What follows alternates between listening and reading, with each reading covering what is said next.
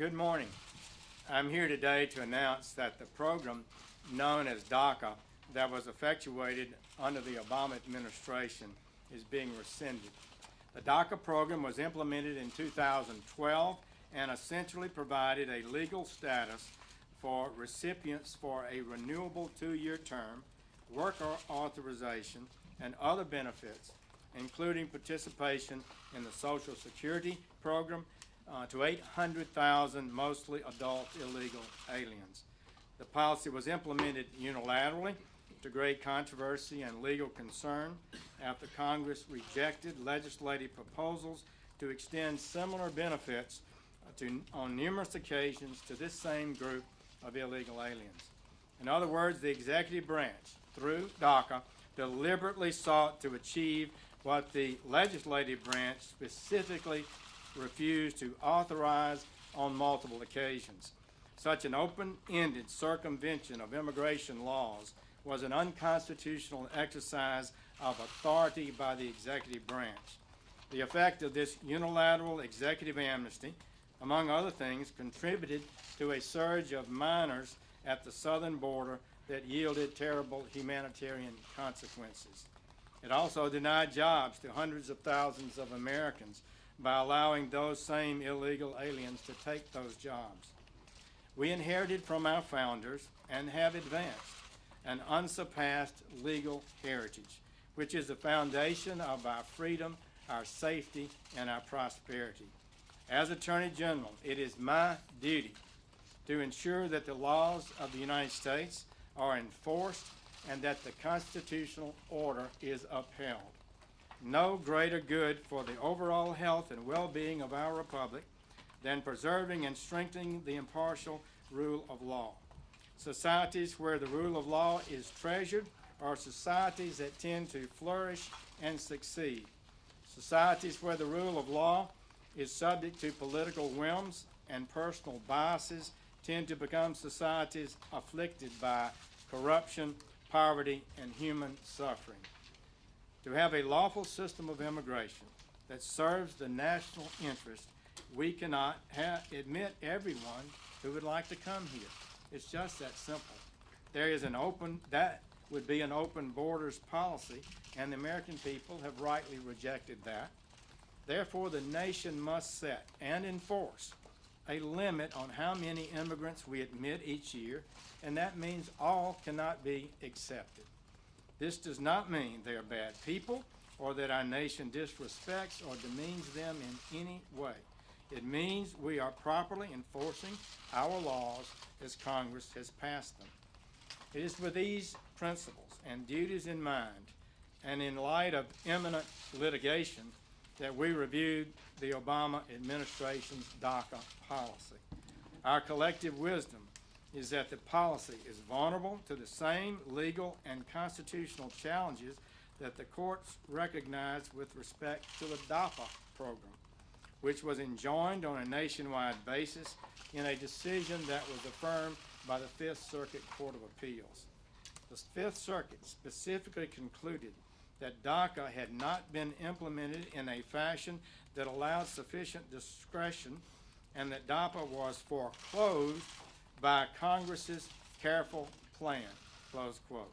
In other words, the immigration law that Congress passed foreclosed this possibility of DACA. In other words, it was inconsistent with the Constitution's separation of powers. That decision was affirmed by the Supreme Court on an equally undivided basis. If we were to keep the Obama administration's executive amnesty policy, the likeliest outcome is that it would too be enjoined just as was DAPA. The Department of Justice has advised the President and the Department of Homeland Security that the Department of Homeland Security should begin an orderly, lawful wind down, including the cancellation of the memo that authorized this program. Acting Secretary Duke has chosen appropriately to initiate a wind-down process. This will enable the Department of Homeland Security to conduct an orderly change and fulfill the desire of this administration to create a time period for Congress to act should it so choose. We firmly believe this is the responsible path. Simply put, if we are to further our goal of strengthening the constitutional order and the rule of law in America, the Department of Justice cannot defend this overreach. George Washington University law professor Jonathan Turley, in testimony before the House Judiciary Committee, was clear about the enormous constitutional infirmities raised by this action.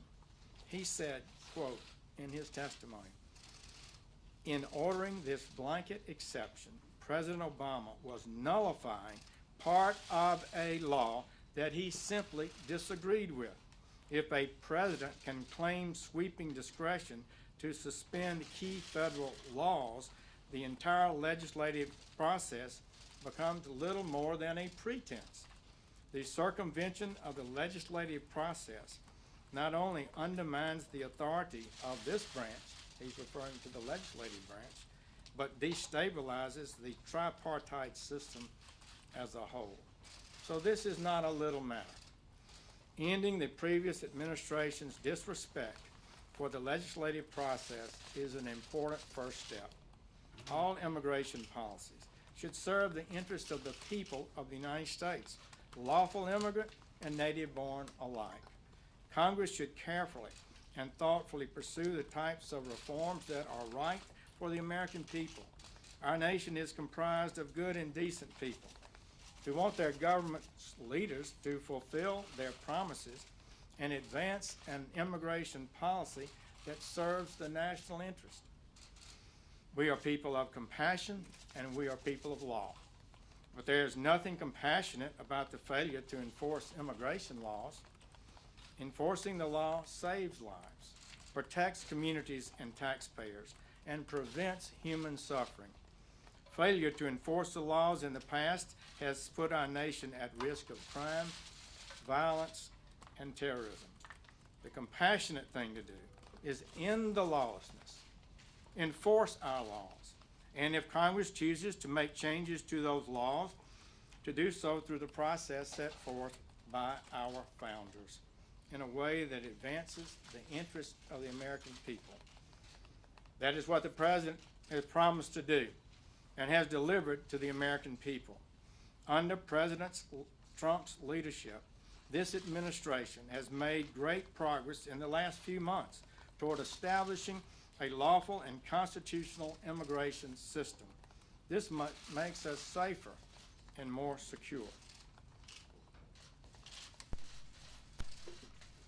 It will further, economically, the lives of millions who are struggling, and it will enable our country to more effectively teach new immigrants about our system of government and to assimilate them to the cultural understandings that support it. The substantial progress in reducing illegal immigration at our border seen in recent months is almost entirely due to the leadership of President Trump and his inspired immigration officers. But the problem is not yet solved, and without more action, we could see illegality rise again rather than be eliminated. As a candidate and now in office, President Trump has offered specific ideas and legislative solutions that will protect American workers, increase wages and salaries, defend the national security, ensure the public safety, and increase the general well-being of the American people. He has worked closely with many members of Congress, including in the introduction of the RAISE Act, which would produce enormous benefits for our country. And this is how our democratic process works. There are many powerful interest groups in the country, and every one of them has a constitutional right to advocate their views and represent whomever they choose.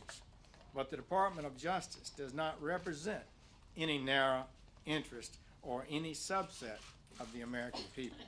We represent all the American people and protect the integrity of our Constitution. That is our charge. We at the Department of Justice are proud and honored to work to advance this vision for America and to do our best each day to ensure the safety and security of the American people. Thank you very much. DACA recipients. Will you move to deport the Dreamers, Attorney General? What happened to the DACA